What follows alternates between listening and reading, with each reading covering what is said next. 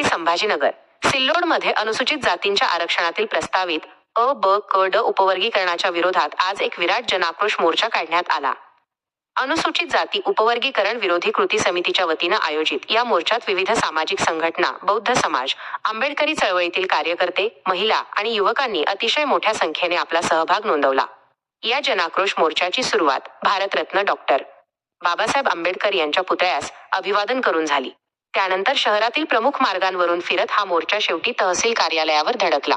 यावेळी आंदोलकांतर्फे तहसीलदारांमार्फत मुख्यमंत्र्यांना विविध मागण्यांचे निवेदन सादर करण्यात आले.